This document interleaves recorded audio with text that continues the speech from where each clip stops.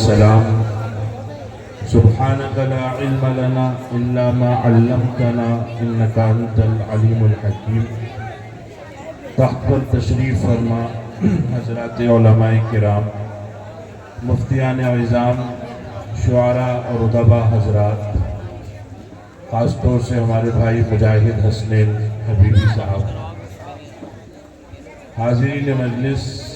السلام علیکم ورحمۃ اللہ وبرکاتہ. جیسا کہ مجاہد بھائی نے اشارہ بھی کیا، انشاءاللہ بہت لمبی بات نہیں ہوگی، کیونکہ بہت دیر سے آپ حضرات نعتوں سے محظوظ ہو رہے ہیں. اور جب مجاہد بھائی نے یہ کہا کہ ایک لاغر اونٹ کی رفتار بن سکتی ہے نعت، تو ان کا یہ جملہ مجھے اس دیار میں لے گیا اور تھوڑی دیر کے لیے میں گم سم ہو گیا اور بنی سعد کے کھنڈرات میں پہنچ گیا، جہاں میں تقریباً 20 سال پہلے گیا تھا. مکہ مکرمہ سے 100 کلومیٹر طائف ہے، اور طائف سے 80 کلومیٹر بنی سعد کا وہ قبیلہ اور اس قبیلے کی بستی ہے جہاں ہمارے آقا محمد مصطفیٰ احمد مجتبیٰ صلی اللہ علیہ وسلم نے اپنا بچپن گزارا. عرب کے اندر یہ دستور تھا کہ گاؤں اور دیہات کی عورتیں شہری علاقوں میں آتی تھیں اور وہاں سے دودھ پیتے بچوں کو اپنے علاقے میں لے جاتی تھیں، انہیں وہاں دودھ پلاتی، وہ گاؤں کی غذائیں کھاتے، ٹیلوں پہ جاتے، گھروندے بناتے، بنا کے مٹاتے، تو ایک جفاکش زندگی جینا سیکھتے. اور ایک عرصے کے بعد وہ لا کر واپس ان کے گھروں میں شہروں میں چھوڑ دیتی، اور اس کے بدلے میں وہ اپنی تنخواہ اور پیسہ وغیرہ لیا کرتی تھی. ابھی جو دائی حلیمہ کا ذکر یہ بچہ کر رہا تھا، نعت کے خوبصورت بندوں اور شعروں میں، وہ دائی حلیمہ بھی وہی عورت تھی جن کا کام ہی یہ تھا کہ وہ چھوٹے بچوں کو دودھ پلاتی تھیں اور ان کی تربیت کرتی تھیں. انہوں نے اپنا واقعہ بیان کیا کہ میں اپنی ہمجولیوں اور سہیلیوں کے ساتھ، اپنے قبیلے کی عورتوں کے ساتھ اپنے علاقے سے نکلی، اور ہمارا مقصود اور ہماری منزل مکہ مکرمہ تھا. میں اپنے قبیلے اور خاندان کی سب سے کمزور، لاغر، بیمار اور غریب عورت تھی، اور میری سواری بھی بہت ہی اڑیل، مریل، لاغر اور کمزور قسم کی تھی. جب ہم روانہ ہوئے تو میری سواری زمین پر بیٹھ جاتی، اڑ جاتی، کوئی اسے دھکاتا، کوئی اسے کھینچتا. میری سہیلیاں مجھے لعنت ملامت کرتی کہ اے حلیمہ تو کیسی سواری پر آئی ہے، اگر ایسے ہی ہم آہستہ آہستہ چلے تو مکہ پہنچنے میں ہمیں بہت تاخیر ہو جائے گی، اور دوسرے علاقے کی عورتیں آئیں گی اور بچوں کو لے کے چلی جائیں گی، اور ہمارے ہاتھ کچھ لگنے والا نہیں. اور میں ان سے کہتی کہ مجھ پہ ترس کھاؤ، مجھ پہ رحم کرو، میں غریب عورت ہوں، لاغر عورت ہوں. ایسے کسی نہ کسی طریقے سے ہم مکہ مکرمہ پہنچے، اٹھے گرے پڑے، اٹھے چلے گئے، راہ میں تیری یوں ستم سہے چلے گئے. مکہ مکرمہ جب پہنچے، عورتیں بھاگ بھاگ کے مختلف گھروں میں گئیں اور اپنی پسند کے بچے اٹھا لائیں، معاملہ طے کر لیا. لیکن جب کوئی عورت، کوئی آیا، کوئی دائی ہمارے آقا محمد مصطفیٰ کے گھر جاتی، آپ چھوٹے سے دودھ پیتے بچے تھے، وہ گود میں آپ کو اٹھاتی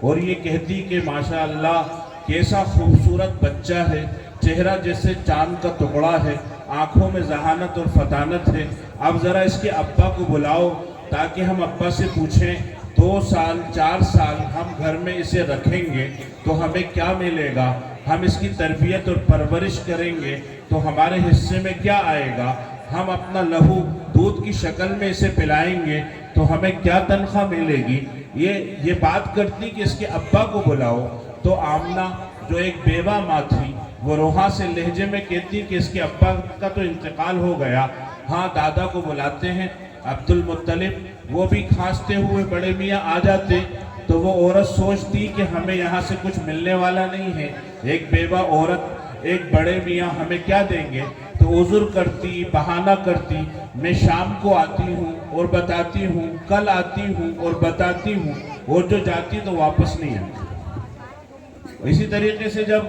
حلیمہ جو کمزور تھی، لاغر تھی، جب کسی کے گھر میں جاتی اور بات چیت کرتی تو گھر والے کہتے پہلے تو اپنا تو پیٹ پال لے، پہلے تو اپنے سگی اولاد کو تو دودھ پلا لے، پھر ہمارے بچے کی ذمہ داری لینا۔ اس طریقے سے میرے آقا کو یتیم ہونے کی وجہ سے کسی نے لیا نہیں، اور حلیمہ کو غریب اور کمزور ہونے کی وجہ سے کسی نے اپنا بچہ دیا نہیں۔ واپسی کا دن آ گیا، سارا قافلہ واپسی کی تیاری کرنے لگا، صبح سویرے قافلہ روانہ ہونے والا ہے، اور حلیمہ اپنے خیمے کے اندر اداس بیٹھی ہوئی ہیں۔ شوہر آئے اور آ کے کہا کہ اے حلیمہ تم کیوں اداس ہو، تم کیوں پریشان ہو؟ کہنے لگی کیا تم میری گود نہیں دیکھ رہے کہ ہر میری سہیلی کی گود میں کوئی نہ کوئی بچہ ہے اور میری گود سونی ہے؟ میرا مذاق اپنے علاقے میں اڑے گا کہ اے حلیمہ تجھے کسی نے اس قابل ہی نہیں سمجھا کہ اپنا بچہ تیرے حوالے کرتا، تو مجھے تو بڑی شرم آتی ہے۔ اب شوہر نے بڑی سمجھداری کی بات کی اور کہا کہ حلیمہ وہ قریشی یتیم بچہ، اسے یتیم ہونے کی وجہ سے کسی نے لیا نہیں، تمہیں کوئی بچہ ملا نہیں، جاؤ اس بچے کو لے آؤ۔ کہتی ہے کہ بدلے نہ خواستہ بوجھل قدموں سے اور سپاٹ چہرے اور خالی دل کے ساتھ میں گئی اور جا کر بچے کو گود میں اٹھا کے لے آئی، اور خیمے میں آ کے میں نے یہ سوچا کہ پرائی اولاد ہے، پہلے اسے دودھ پلاتی ہوں، بعد میں اپنے بچے کو پلاؤں گی، کیونکہ مجھے معلوم تھا کہ میں کمزور ہوں، بیمار ہوں، بھوکی ہوں، میری چھاتیوں میں دودھ نہیں ہے، 2 گھونٹ دودھ ہوگا یہ بچہ پی لے گا، 1-2 دن گزر جائیں گے، پھر اپنے علاقے میں جا کے دیکھیں گے کہ کیا ہوتا ہے۔ کہتی ہے کہ جب میں نے اس بچے کو اپنی گود میں لٹایا اور دودھ پلانا شروع کیا، میری حیرت کی انتہا نہ رہی کہ دودھ کی گویا کہ نہریں بہنے لگی، اس کا بھی پیٹ بھر گیا، میری سگی اولاد کا بھی پیٹ بھر گیا۔ شوہر خوش ہو گئے کہ حلیمہ آج تو بچے کا پیٹ بھر گیا ہے، اب میں جاتا ہوں اونٹنی کا دودھ دو کے لاتا ہوں، اس میں بھی تھوڑا بہت دودھ ہوگا، کیونکہ وہ ایک غریب کی اونٹنی ہے، کھلانے کو ہمارے پاس چارہ نہیں ہے، جتنا بھی دودھ ہوگا پیئیں گے اور اپنے بنانے والے کا شکر کریں گے۔ جب برتن لے کے گئے مجھے آواز دی اور برتن لے آ، میں اور برتن لے گئی، پھر آواز دی پڑوسی کے خیمے سے بھی ایک بھگونا اٹھا لا، پھر پڑوسی کے خیمے سے بھی بھگونا اٹھا لائی، جتنے برتن ہم اکٹھا کر سکتے تھے سب بھر گئے، اور میرے شوہر مجھے دیتے ہیں کہ پی، میں پیتی ہوں اور شوہر کو دیتی ہوں کہ آپ پیو، ایسے کٹورا ادھر ادھر ہوتا رہا۔ آخر میں نے کہا خدا کی قسم اب ایک قطرہ پینے کی بھی میرے اندر طاقت نہیں ہے۔ پھر ہم جو سوئے تو رات بھر برسوں بعد ہمارے گھر کے اندر وہ رات آئی کہ پورا خاندان خراٹوں سے سویا۔ صبح میری آنکھ کھلی تو میرے شوہر چیخ رہے تھے حلیمہ حلیمہ، میں اٹھی کیا مصیبت پیش آ گئی، صبح صبح کیوں شور مچا رہے ہو؟ کہنے لگے لقد اخذت نسمتا مبارکہ، کسی مبارک شخصیت کو تم گھر میں لے آئی ہو۔ ہم اپنا گھر جانتے تھے کہ مہینے 2 مہینے سے کیا ہوتا تھا، فاقہ تھا،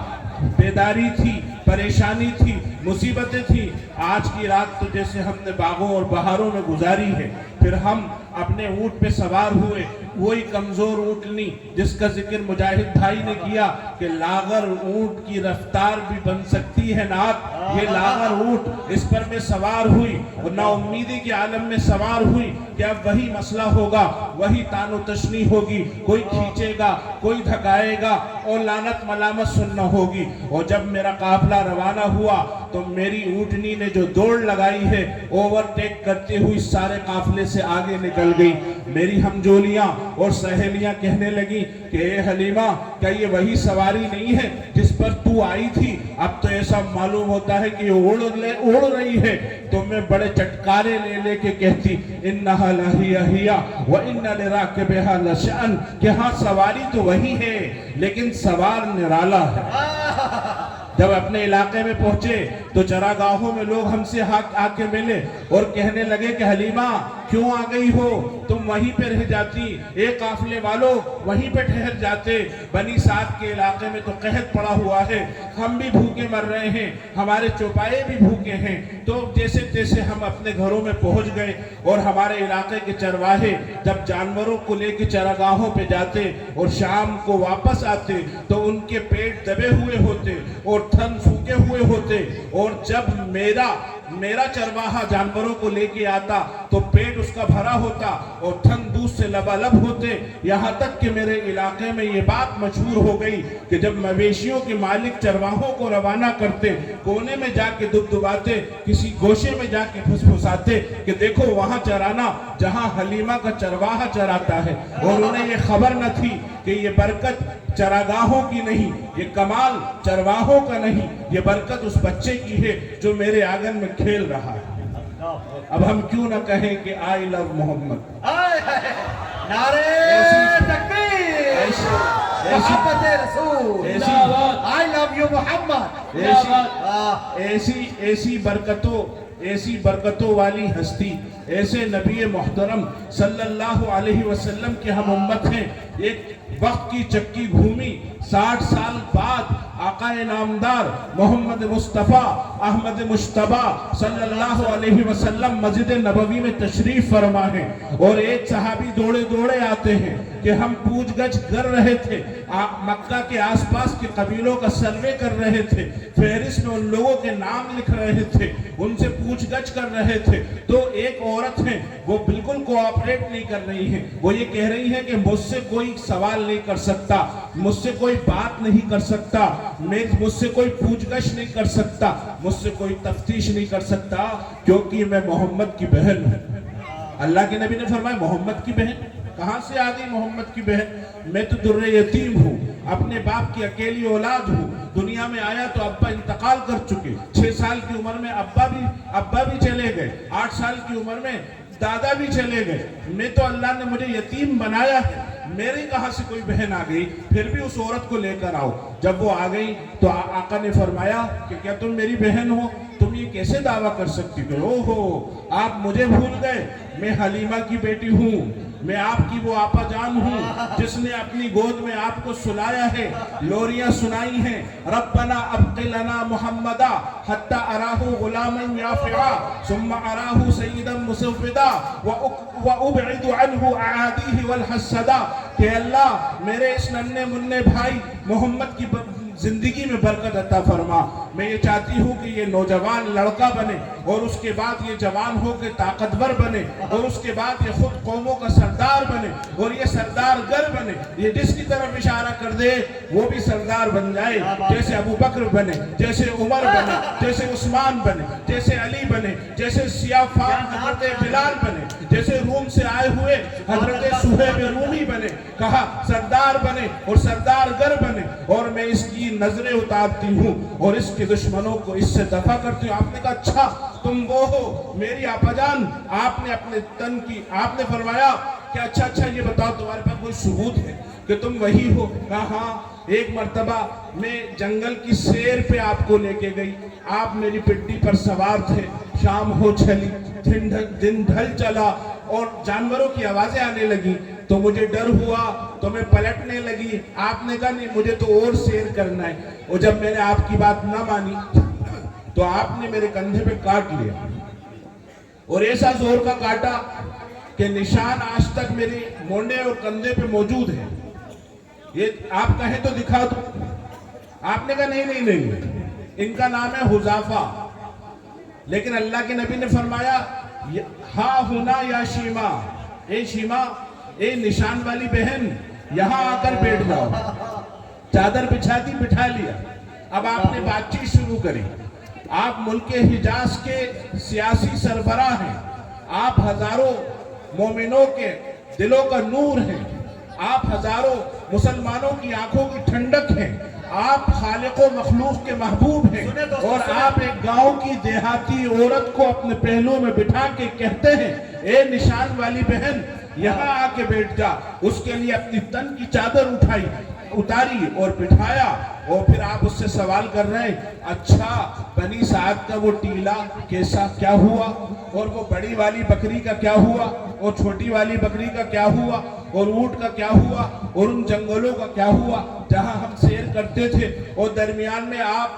जो है अपनी बात भी कहते जाते अल्लाह एक है, मैं अल्लाह का रसूल हूँ, अरे मैं सरदार नहीं हूँ, अरे मैं बादशाह नहीं हूँ, मैं अल्लाह का रसूल हूँ, मैं अल्लाह का महबूब हूँ। बातों ही बातों में उन्होंने हाथ बढ़ाया और मुसलमान हो गए।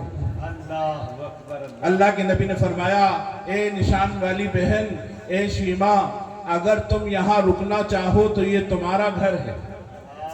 और अगर जाना चाहो तो तुम जा सकती हो, मैं तुम्हें जबरदस्ती नहीं रोकूंगा।